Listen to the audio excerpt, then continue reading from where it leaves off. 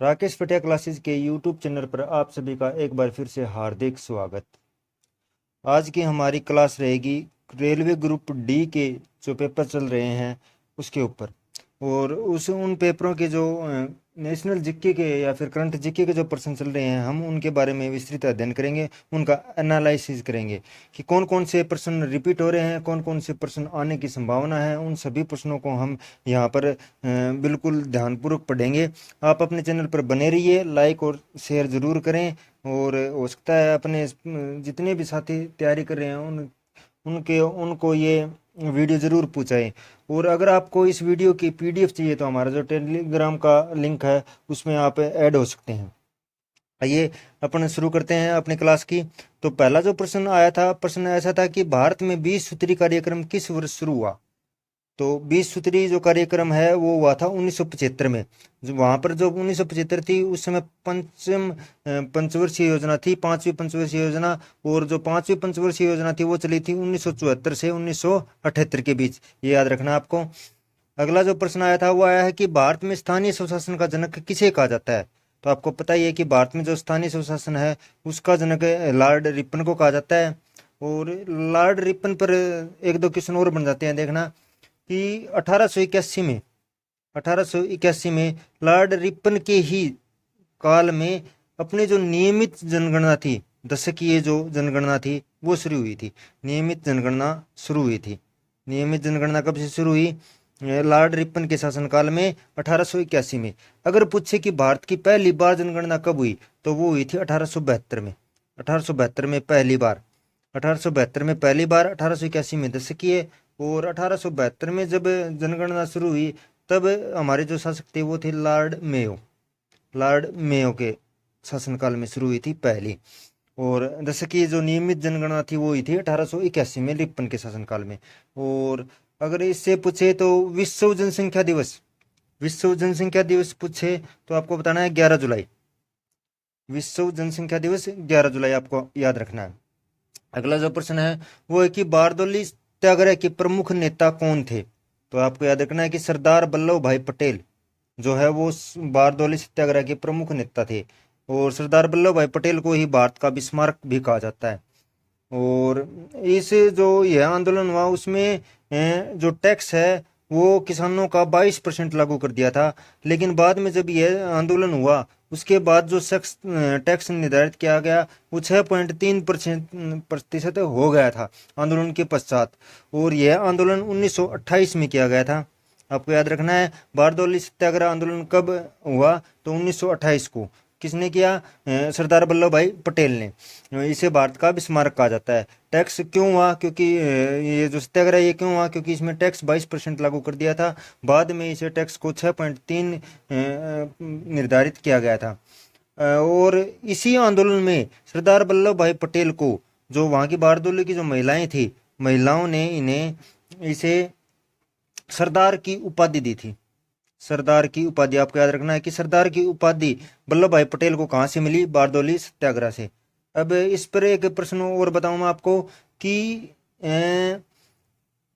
एकता दिवस कब मनाया जाता है?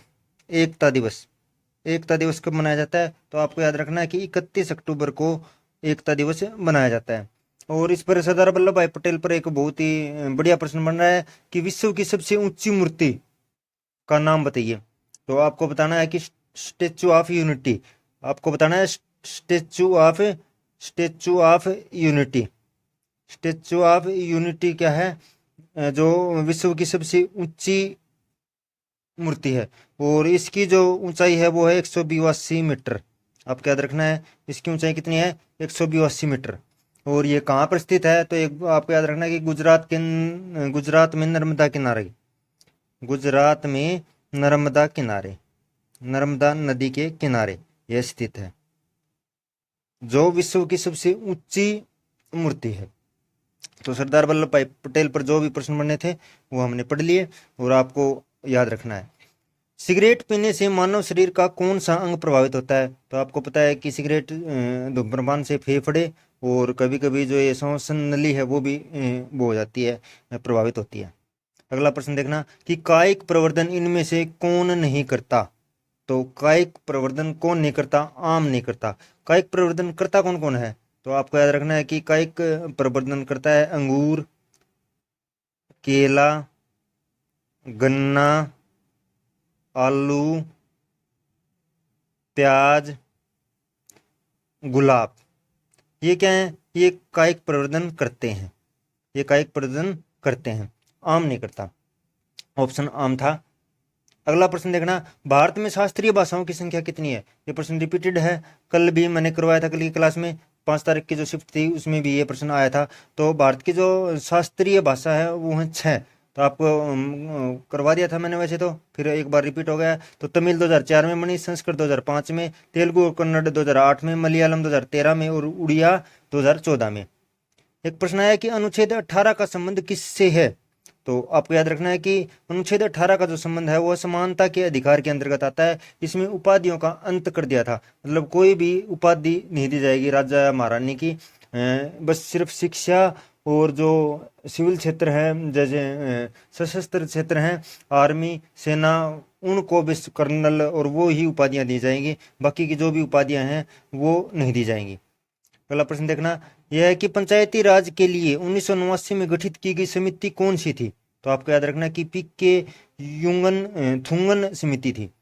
जो पंचायती राज के लिए 1989 में थी वो थी पीके थुंगन समिति।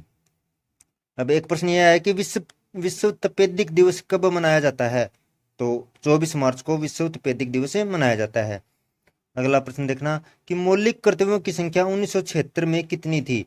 तो मौलिक जो कर्तव्य थे उनकी संख्या 10 थी 1976 में, और वर्तमान में अब 11 है। 11वीं जोड़ी गई थी 86वें संविधान संशोधन 2002 में। आपको याद रखना है कि 11वीं जो मौलिक कर्तव्य थे वो कब जोड़ा गया, तो बताना है कि अगर संविधान संशोधन पूछे तो 86 और सन पूछे तो 2002 में।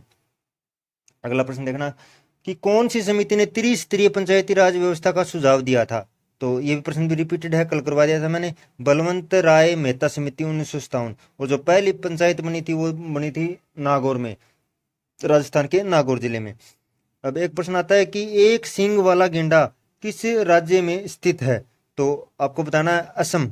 कांजीरंगा नेशनल पार्क असम में ही है, वो असम में एक सींग वाला गेंडा पाया जाता है।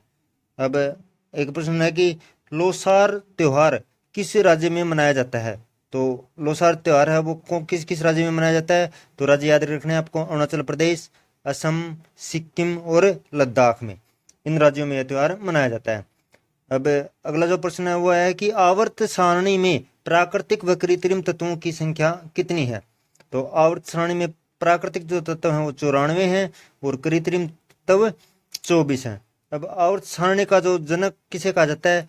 आवर्त सारणी जनक, आवर्त सारणी का जो जनक है वो कहा गया है मेंडलीव को, मेंडलीव को, मेंडलीव को। और आधुनिक आधुनिक आवर्त सारणी का, आधुनिक आवर्त सारणी का जनक जे मोसले को। आपको याद रखना दोनों अलग अलग हैं। अगर पूछे आवर्त सारणी का जनक मेंडलीव, आधुनिक आवर्त सारणी जे मोसलो। अगला प्रश्न देखना, मौलिक कर्तव्य किस अनुच्छेद में है? डायरेक्ट प्रश्न था, अनुच्छेद 51 क में। मौलिक कर्तव्य किस में थे? अनुच्छेद 51 क में। एक प्रश्न यह है कि पीओपी का रासायनिक नाम क्या है? तो पीओपी का जो फॉर्मूला वो CaSO4 और इसका नाम है calcium sulphate hemihydrate, calcium sulphate hemihydrate. अब ये प्रश्न है कि केंद्रीय भारतीय भाषा संस्थान कहाँ है? केंद्रीय भारतीय भाषा संस्थान CIIL कहाँ है? मैसूर, कर्नाटक में। और इसकी जो स्थापना हुई थी वो हुई थी 17 जुलाई 1969 को।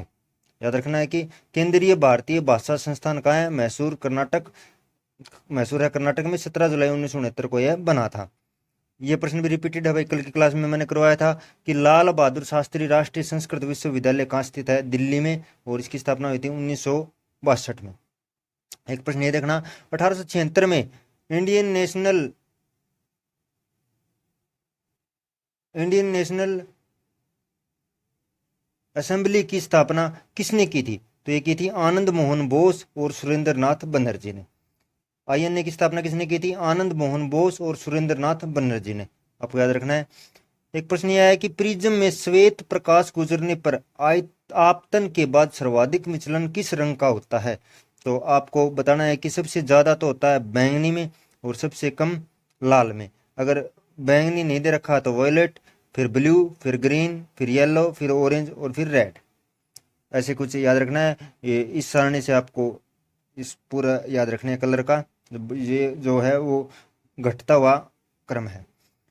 एक प्रश्न देखना यह है कि आनुवांशिकता का जनक किसे कहा जाता है? तो आपको पता है ग्रेगर मेंडल ने मटर के उस पर ये किया था, प्रयोग किया था मटर पर। आनुवांशिक का जनक किसे कहा जाता है? ग्रेगर मेंडल को। अगला प्रश्न देखना क्या पूछा है कि फ्लोएम का भाग नहीं है। तो फ्लोएम का जो भाग है, फ्लोएम के जो भाग हैं वो देख लेना। चालनी नलिकाएं, सहचर कोशिकाएं, फ्लोएम तंतु और फ्लोएम मर्दूतक, ये क्या है? भाग हैं। और इसके अलावा जो ऑप्शन आया वो इसके भाग नहीं है। फ्लोएम का भाग नहीं है। चालनी ये जो भाग हैं वो बता रहा हूँ मैं आपको। चालनी नलिकाएं भाग होती हैं, सहचर कोशिकाएं होती हैं, फ्लोएम तंतु होते हैं और फ्लोएम मर्दूतक। अगला प्रश्न देखना, प्रतिरोध को समांतर क्रम में जोड़ने पर क्या होता है? तो आपको याद रखना है कि प्रतिरोध को यदि समांतर क्रम में जोड़ते हैं तो विभवांतर तो समान रहेगा लेकिन धारा अलग अलग बहने लगेगी। आपको याद रखना है। एक प्रश्न यह है कि पेनकुनी त्योहार किस राज्य से संबंधित है? तो आपको केरल उत्तर आएगा इसमें। पेनकुनी त्योहार किस राज्य से संबंधित है? केरल। एक प्रश्न देख ये आया है कि किस कोशिका में प्रोटीन संश्लेषण होता है? तो प्रोटीन संश्लेषण होता है राइबोसोम में। और राइबोसोम की जो खोज की थी वो की थी जॉर्ज पेलेड ने 1953 में। अब एक प्रश्न पूछा कि वेल्लेरी जिला क्यों प्रसिद्ध है? तो वेल्लेरी जिला लौह अयस्क के लिए प्रसिद्ध है और यह जिला कहाँ है? कर्नाटक में। अगला प्रश्न जो पूछा गया वो पूछा गया है कि ऋग्वेद में श्लोक को क्या कहा जाता है? तो आपको पता है ऋग्वेद में श्लोक को सुक्ति कहा जाता है। और ऋग्वेद में टोटल कितने श्लोक हैं? 1028। और मंडल कितने? 10। लू कैसी हवा है? लू गर्म एवं उष्ण हवा है। डोवेरेनियर ट्राइडस किस पर आधारित है? तो आपको पता है कि परमाणु द्रव्यमान के आरोही क्रम पर है। ये प्रश्न पूछा गया था। एक प्रश्न पूछा गया कि मीथेन के जलने पर क्या प्राप्त होता है? तो मीथेन जब जलेगा तो मीथेन CH4 + O2, तो क्या प्राप्त होगा? कार्बन डाइऑक्साइड और जलवाष्प। आपको ये याद रखने हैं। तो जो 6 तारीख का जो पेपर था उसमें ये प्रश्न आए थे हमारे जीके के, जो कि मैंने लगभग कवर करवा दिए हैं। आप अगर PDF चाहिए तो टेलीग्राम पर मैं आपको जल्दी उपलब्ध करवा दूंगा। और आगे भी मैं जितने भी पेपर होंगे उनका एनालाइज लेकर आता रहूँगा। आप बस अपने चैनल पर बने रहें और हमारा साथ दें। धन्यवाद।